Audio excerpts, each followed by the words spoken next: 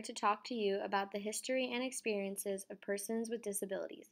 Disability is defined by the Americans with Disabilities Act as persons with major physical or mental impairment, which substantially limits one or more major activities. There are many faces of disability which can be visible or invisible. We had the privilege of interviewing 3 incredible people about their experiences. We have learned from these people and from extensive research how we can benefit this minority group. We will begin with some basic information for them. I believe that people with disabilities deserved our pity, prayer, and assistance.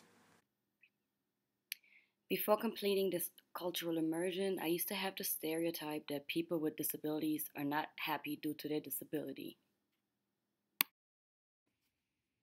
The stereotype I encountered was the skepticism of how we would attain our research. I thought that people with disabilities would rather not be asked about their disabilities, and that when we sought to know more, they would get very offended. Prior to the mid-1800s, people with disabilities were visible primarily as objects of ridicule. Many were forced to enter institutions and mental asylums so that they were hidden from the society that feared them. This was considered merciful treatment. According to Lindbergh, Myers, and Need, in the 1860s, Abraham Lincoln passed legislation resulting in the first university for students with hearing, speaking, and visual disabilities. This is considered the first legislation in American history for people with disabilities. This action publicly recognized for the first time that a person with a disability was capable of thinking, learning, and achieving. James McPherson suggests that this initial movement in disability rights was closely linked to the movement for the abolition of slavery. According to author Scott Gelber, after World War I ended in 1918, soldiers returned victorious but with injuries that left them with disabilities. These veterans expected the U.S. government to provide rehabilitation services in exchange for their service. This resulted in the creation of the Federal Board of Vocational Education and the signing of the Soldiers' Rehabilitation Act, which was intended to provide services to veterans with disabilities. The American Association of People with Disabilities states that 2 years later, the Civilian Rehabilitation Act was passed to provide funding so that all Americans with disabilities would have access to services. It provides states with funding for training, prosthetics, and placement services. Despite new laws providing funding for services, people with disabilities continue to be considered defective, and there was a rise in sterilization without consent of women with disabilities. According to Philip Riley, involuntary sterilization was justified as a way of protecting vulnerable women from unwanted pregnancy, and the Supreme Court upheld states' laws allowing sterilization. In 1933, Franklin Delano Roosevelt became the first president with a disability. Curtis Hart states he was diagnosed with polio, which caused paralysis of his legs. According to the Anti-Defamation League, though Roosevelt advocated for rehabilitation and funding for people with disabilities, he viewed disability as a condition to be cured or fixed based on the medical model. In 1935, the Social Security Act was passed to provide federal funding to the elderly and state funding for the assistance of children with disabilities and the blind. According to Philip Riley, attitudes towards institutionalization and sterilization of people with disabilities changed significantly in American society during World War II. Hitler instituted mercy killings of people with disabilities in Germany, and therefore this behavior was viewed as un-American. The American Association for People with Disabilities states that in the 1940s, movements to end job discrimination were prominent. Again, veterans had returned with disabilities and required services. Funding for services for people with disabilities were increased. The case of Brown versus the Board of Education of Topeka in 1954 officially launched the civil rights movement. According to Lindbergh, Myers, and Need, disability rights activists banded together with the movement for racial and gender equality. President John F. Kennedy called for deinstitutionalization of people with disabilities and an increase in community-based services in the 1960s. In 1963, the Civil Rights Act was signed by President Johnson, prohibiting discrimination on the basis of race, religion, ethnicity, national origin, and creed. People with disabilities were not specifically protected under the Civil Rights Act, but it was considered a victory for all Americans as it paved the way for future anti-discrimination legislation. Through the early 1970s, disability rights activists lobbied Congress and marched on Washington in an effort to achieve the protection provided to other minorities under the Civil Rights Act. According to Lindbergh, Myers, and Need, the Rehabilitation Act of 1973 was passed, protecting the civil rights of people with disabilities for the first time in history. According to the Act, functional limitations did not diminish an individual's status as a person whose right to life, liberty, and the pursuit of happiness is guaranteed by law. As stated by Cummings, Druss, and Lucas, the Education for All Handicapped Children Act of 1975 provided funding to states to provide free and appropriate public education of children with disabilities in the least restrictive setting. According to the American Association of People with Disabilities, in 1975, a Supreme Court ruling ended forced institutionalization in psychiatric hospitals. In 1984, the Voting Accessibility for the Elderly and Handicapped Act mandated that polling places be accessible to all Americans. According to Lindbergh et al., due to lack of compliance with the Rehabilitation Act of 1975, disability rights activists participated in the Capitol crawl in March of 1990, protesting the slow passage of the Americans with Disabilities Act in Congress. During the protests, many people with disabilities left their mobility aids to crawl up the stairs of the Capitol building, demonstrating that even their Capitol was not accessible to them. President Bush Sr. signed the ADA in July of 1990. The law attempted to ensure equal treatment and access of people with disabilities to employment opportunities and public accommodations. Also in 1990, according to Cummings et al., the Education of All Handicapped Children Act of 1975 was renamed to the Individuals with Disabilities Act of 1990 to use less stigmatizing language and provide increased protections to students with mental health disabilities. Additional legislation in the 1990s included the Mental Health Parity Act of 1996, which became the first federal law to address disparity between mental health and medical services. As stated by Cummings et al., the ADA was amended in 2008 in an effort to clarify the 1990 law in hopes of improving adherence. In 2015, the 25th anniversary of the law was cause for celebration, as well as exploration as to why people with disabilities continue to be so underrepresented in the workforce. In 2011, President Obama and the U.S. Labor Department proposed that employers set a goal that 7% of workforces be individuals with disabilities. As the law currently stands, employers are simply required to make a good faith effort to hire employees with disabilities.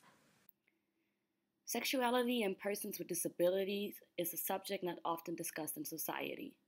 Stereotypes associated with persons with disabilities presume that they are not sexually attractive, are incapable of having sexual desires, and that any kind of sexual expression is inappropriate.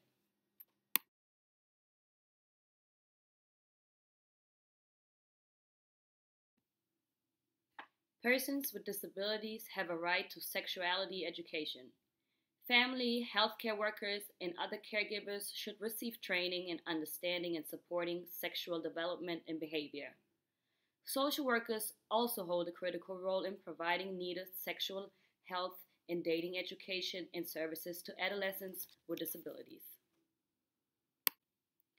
Since 2008, when data on the labor force status of people with disability first were collected, the unemployment rate for people with a disability has remained considerably higher than that for people with no disability. In 2012, the unemployment rate for people with disability was 13.4% compared with 7.9% for those with no disability. Starting a business can be a great opportunity for many people with disabilities. In addition to meeting career aspirations and goals, owning your own business can provide benefits such as work flexibility and financial stability. Federal and state government agencies do not provide grants to people with disabilities for starting a business. It would be great to see this change. Persons with disabilities should be entitled to a federal grant for starting a business just as able people are. Perceptions of disability on TV have changed over time. For example, now teachers are encouraged to show positive portrayal of persons with disabilities because it can raise peer awareness in students and become more accepting in social settings. Disability is often sensationalized and stereotyped in the media. Having said that, not everyone felt that media was necessarily presenting a truthful picture of people with disabilities. Media tends to amplify the feelings of sympathy from able-bodied people and pity towards a person with a disability. Underrepresentation of people with disabilities in TV programs and lacking positive representation is often the case. Examples of perceptions of disability on TV. The first negative representation is Emma from Bates Motel. The main character, Norman, does not see Emma as someone he would date and often is leaving her behind because her disability makes it difficult to keep up. Another negative representation is from American Horror Story Freak Show. Many actors and actresses with disabilities in real life play quote-unquote freaks. A positive representation is Artie from Glee. He is a part of the popular crowd in his high school, has a beautiful able-bodied girlfriend, and partakes in many school activities. I had the chance to interview a very interesting young man. I would call him John to protect his privacy. John is a 38-year-old male from East Africa that was raised in the U.S. for most of his life. I met John through friends 8 years ago. John is in a wheelchair. His lower body is paralyzed. I never really got close to him since I didn't really know how to interact with him. I didn't want to be too sympathetic, and then on the other hand, I didn't want to just ignore his disability. On the day of our meeting, John was in a good mood and was very open to talk about his disability. Here is a summary of our interview. Have you been disabled all your life? No, I've been disabled since the age of 28. What was the cause of your disability? One day, in the summer of 2006, I went to visit my cousin who works at the gas station in the Bankhead neighborhood. It was around 6 p.m. When I got out the car, I felt the gun held to my head and a man telling me to give him the car keys and everything I had in my pockets. I gave the man my keys and the money I had on me, and the man proceeded to go get in my car. Something told me to try and grab the gun in the man's hand while it was still pointed at my legs. I wasn't fast enough, and the man started firing the shots. Until this day, I still regret trying to grab the gun and advise anyone to never try to act the way I did when put in a dangerous situation like mine. At the end, it's not worth it. What was the biggest change and adjustment you had to go through in your life after being disabled? Depending on people. I always been the type to be there for others and never the type to accept any help. I can't go anywhere without someone taking me or coming with me. That's the hardest part. Do you have a strong support system? Definitely. My friends and family are amazing. I have a very strong support group. What do you feel is the worst thing a person can do when dealing with a disabled individual? Pity them. I don't like the looks of sadness in people's faces when they see me.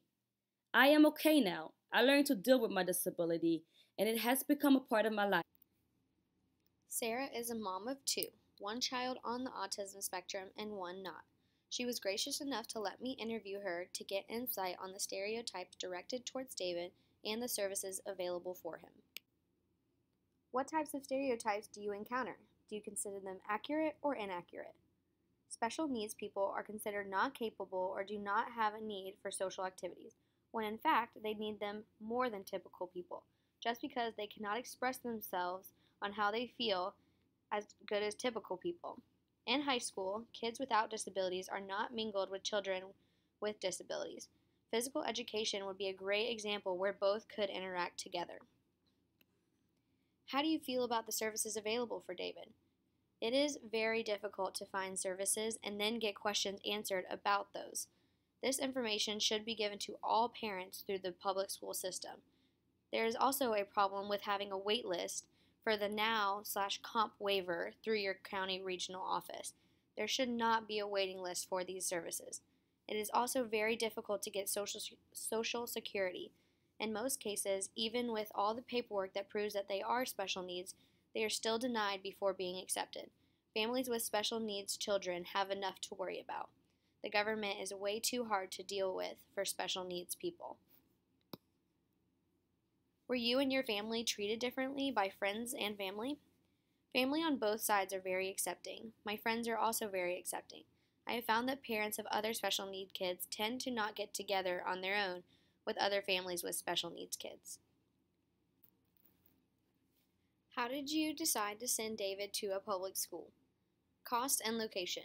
Even with scholarships, it's just not affordable. Is David involved in any programs outside of school? Yes, he is very involved in baseball and basketball as well as overnight camps. How do you prefer David to be called in terms of his disability? Not labeled as retarded or the fact that he has a problem, but recognized with respect, compassion, understanding, and offer to help. Do you have any experience where David, individually or as a family, you felt marginalized? The public school system, again, is not getting it right with inclusion for special needs people. The typical world needs to know about them and how to deal with them. This should start at an early age in school. When special needs kids become adults, police need to know how to interact with them as well.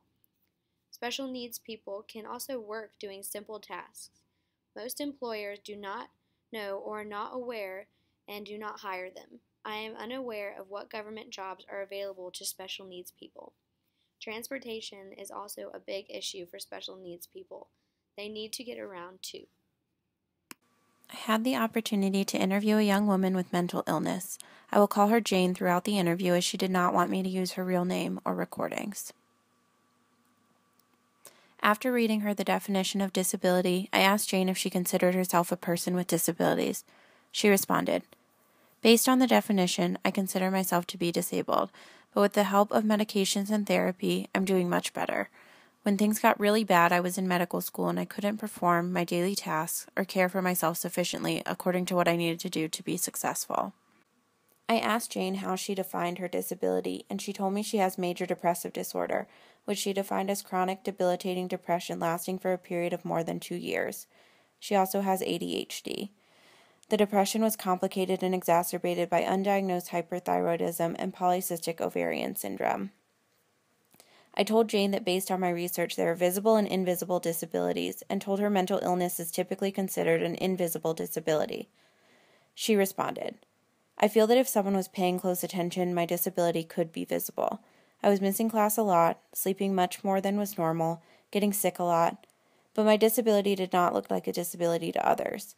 When I was out in public, I was always on. I was social and funny, but it was exhausting to be that way for other people. I would have long to-do lists of things I needed to get done, like paying rent or going to the bank, and I felt like I only had the energy to get one task a day done. I couldn't keep up with all the basic tasks of being an adult. I would get very easily overwhelmed." When I asked about stereotypes Jane has encountered, she reported to me that people question the legitimacy of her diagnosis. She said getting a late diagnosis as an adult, people were dubious about it, as I had made it this far without help. When I first went on medical leave and was honest with classmates about having depression, people were stunned. They told me I wasn't depressed because I was happy and fun when I was around them, but they were only seeing me 20% of the time, and I was giving it my all. People confuse depression with being depressing, and it's not the same thing. Jane reported that her biggest challenge was always falling short of the goals she set for herself. She told me, "Thinking back on it, I had all the goals of a healthy person, but I couldn't achieve them and it made me feel like I wasn't good enough. I feel like I missed out on a lot of academic, social, and romantic opportunities because it took me about a decade to get diagnosed. I was sleeping for a large percentage of the last 10 years and awake only when I absolutely needed to be, so I missed out on a lot." I asked Jane what the greatest challenge has been. She told me, "You can't talk about mental health really.